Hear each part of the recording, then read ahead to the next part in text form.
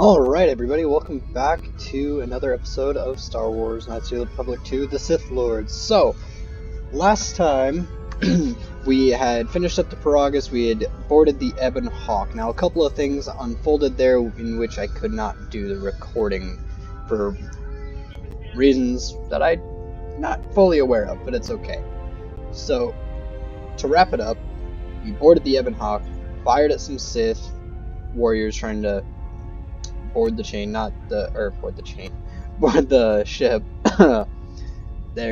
We're not Dark Jedi, not trained with lightsabers of the Force or anything like that, just your typical Sith foot soldier. So, boarded that, killed off as many as we could, turned around and fought them inside the Ebon Hawk.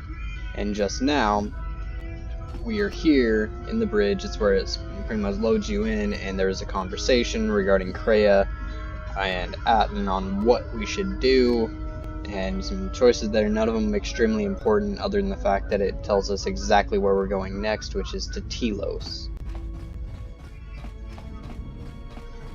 Now we can roam around here, open up the security door, the damaged HK unit.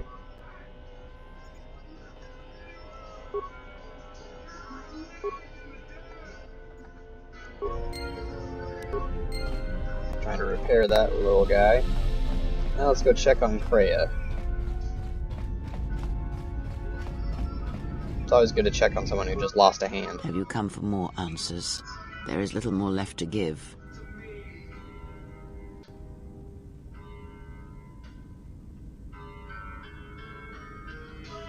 Of course it was. I knew what was necessary, and that I was the only one who stood between you and him. This wound is a physical thing and will fade with time. It was necessary. Some things may only be learned from sacrifice.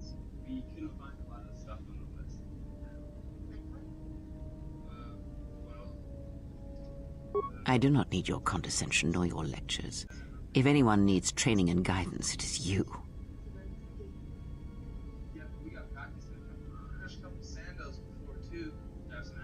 I do not know. I fear that the consequences would have been more extreme. Possibly, yes, and I fear it works both ways. I would not wish to test it, nor should you.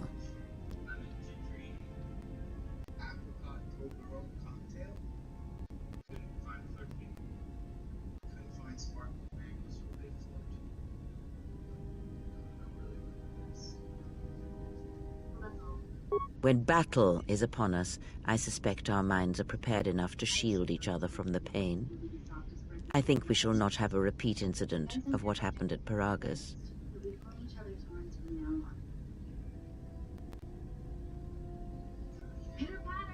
It seems the Force flows easily between us. When one of us manipulates the Force to heal or strengthen ourselves, the other is aided as well. A powerful technique indeed, though, as we have noticed, it has its drawbacks.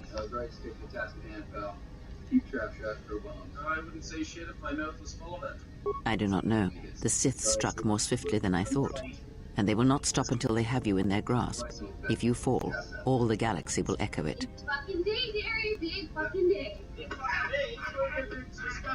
It does not matter where we go. It is not the destination that matters.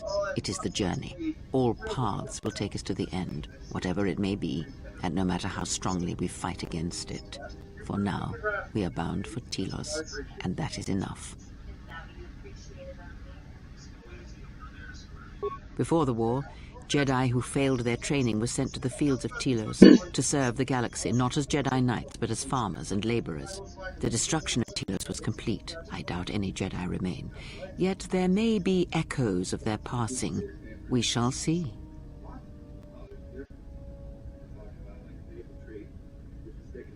Then I am left with nothing more than we had already. My faith in you and your ability to meet what comes. Ask, and I will answer. These Sith, they seek the death of all Jedi, as have all the Sith, since the Jedi Order was first split. Yes, the Jedi Civil War is not the first one of its kind. Thousands of years ago, the Jedi had another civil war that split the Order. It was a terrible thing. A faction among the Jedi abandoned the teachings of the Order, following their own path. They waged war on their fellow Jedi, a war that raged across the galaxy. But these fallen Jedi were cast out, defeated, and they retreated to worlds in the Outer Rim. Over time, they took on the mantle of the Lords of the Sith, but in their hearts they never forgot the Jedi. The hatred for the Jedi Order burns in their veins like fire and echoes in their teachings. Revan tasted it, as Malak did. In a manner of speaking, they are different from Malak in that they are concerned only with the destruction of the Jedi. For them, it is all that matters, all that ever mattered. It is a different war these Sith wage, a thing of silence and shadow. They strike from the darkness, hiding from the face of the galaxy until all Jedi are exterminated. After all the Jedi are gone, then the galaxy is theirs, no matter whether the Sith or the Republic rules. It is the dark side that shall reign, unchecked.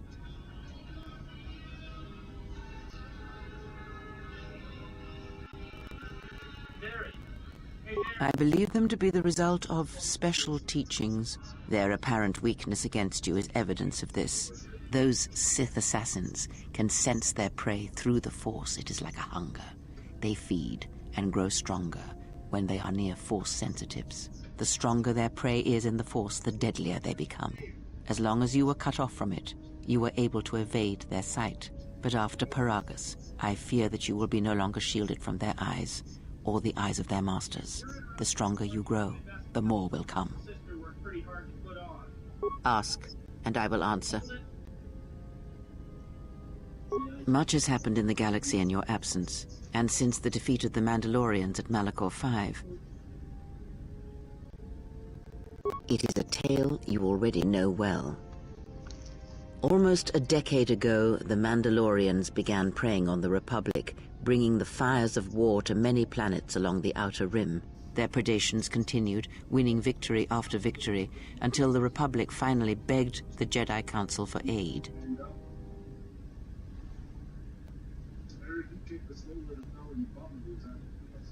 Indeed, the Jedi Council counseled caution and patience to assess the Mandalorian threat as the Outer Rim burned. I'm sure it is to you too. Two Jedi Knights, Revan and Malak, defied the Jedi Council.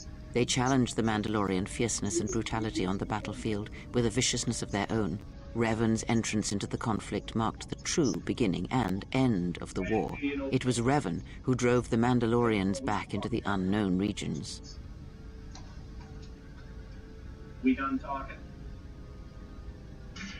Yet Revan triumphed. But you know this, for you were there at Malachor 5, when the Mandalorians were crushed beneath Revan's might.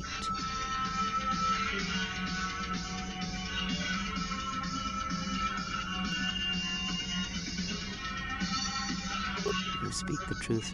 The war's end was merely another beginning, and what seemed a victory for the Republic was far from it. Many believed the Mandalorians defeated at Malachor 5, but the Mandalorians taught the Jedi much through battle, and so it was that Malak, Revan, and the Jedi that followed them discovered their true natures in the Mandalorian crusade. But you know this.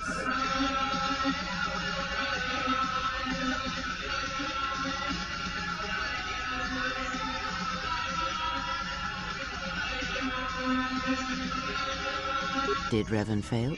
Or was it the failure of the Jedi teachings? A question for another time, perhaps. As Revan and Malak fought the Mandalorians in battle after battle, they grew to despise weakness, just as the Mandalorians did. In the end, the Mandalorians had taught them through conflict, shaped the Jedi, and turned them into a weapon against the Republic. You want to come to a super soft birthday party? Revan and Malak, and all the Jedi that served them, turned against the Republic and the Jedi Order. Jedi fought Jedi. Revan was ambushed by the Jedi and captured. Malak continued to wage war in his master's place, inflicting terrible wounds on the Republic. Wounds that bleed still.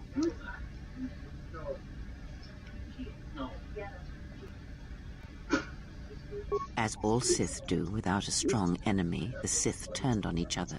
Revan escaped the Jedi and returned to finish Malak, and that was the end of the Jedi Civil War. After defeating Malak, Revan left the Republic, and there are none who know where he has gone. It is said that the Sith remnants turned on themselves after Revan defeated Malak, reducing Korriban to ruin as the Republic still bleeds and struggles for life. Where Revan wanders now, I do not know.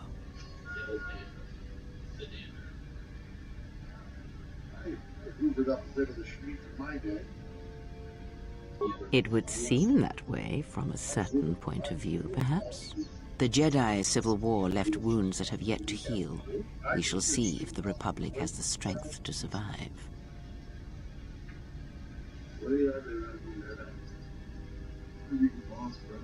A culture's teachings, and most importantly the nature of its people, achieve definition in conflict. They find themselves or find themselves lacking. Too long did the Republic remain unchallenged. It is a stagnant beast that labors for breath and has for centuries. The Jedi Order was the heart that sustained its sickness. Now the Jedi are lost. We shall see how long the Republic can survive. We shall see. The Jedi Civil War cost the Republic much. The resources of the Sith seemed limitless. The Republic's was not. Fleets of warships, soldiers, and people were lost. Entire planets were decimated, their inhabitants dead or refugees. It is a great burden for any civilization to bear. And this new threat, it is a quiet thing. Unlike the Jedi Civil War, it drives at something deeper than the strength of the Republic. It is aimed at you. The Republic was never what was important, ever. It was but a shell that surrounds the Jedi, just as the teachings of the Jedi are a shell surrounding the heart of man. You see, the war, the true war, has never been one waged by droids or warships or soldiers. They are but crude matter, obstacles against which we test ourselves. The true war is waged in the hearts of all living things, against our own natures, light or dark. That is what shapes and binds this galaxy, not these creations of man. You are the battleground, and if you fall, the death of the Republic will be such a quiet thing, a whisper, that shall herald the darkness to come. Ask, and I will answer. Indeed. And was it the same as before? If my suspicions are correct, perhaps the damage the Jedi Council did was not as permanent as they thought. It is not an easy thing to cut one off from the Force. The following is intended only for mature audiences. What did you believe? That you suddenly lost your connection with the Force without reason? Indeed it is. It is much like losing one's ability to listen, or being put into a deep sleep, unable to awaken to the galaxy around you.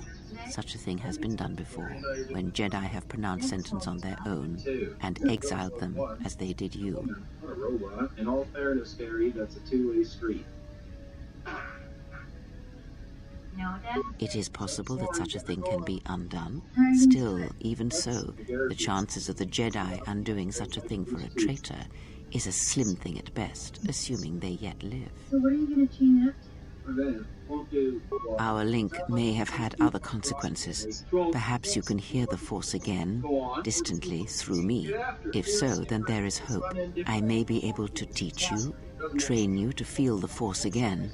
And if you will not allow me to help you, then other Jedi must train you, or undo the damage they have done. No, you never. Ain't no reason to get excited. Is that what you said? You better settle down over there. I'm gonna come talk to you. You know what? Then I am your only hope. Hey, there's one As you, I offer to train you to become strong again, to know the ways of the Force, and to hear the Force sing within you as it once did. Stick it together and you're just stuck. Really scraping the bottom of the ocean for that negative wisdom, aren't you? You appreciate my metaphors, baby. Then our training shall begin. Whenever I travel with you, I shall impart what I can to you, through my words and presence. So any other I would see to that fool in the cockpit and remind him of our destination. I would not want him attempting to veer from Telos. You wouldn't mind a quick heads up from a fellow who's been to Steve Press's talent.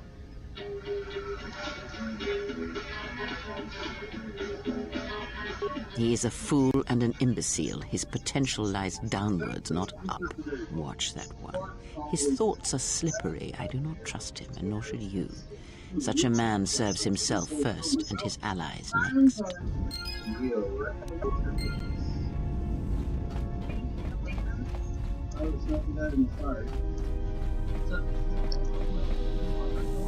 Oh, those long-winded talks, though.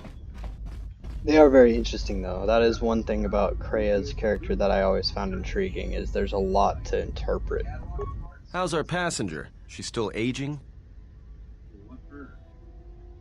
Yeah, to you, maybe. I don't usually hear much beyond fool and imbecile. She's lucky she's a Jedi, or someone would have killed her years ago. I mean, how old do you think she is? She may have been good-looking once, but it takes some hard living to make creases like that. Like Facebook? Exactly like that. Yeah. Her face looks like it was plowed by crazed Ord Mantell farmers. Don't tell me you were too distracted by her personality to notice.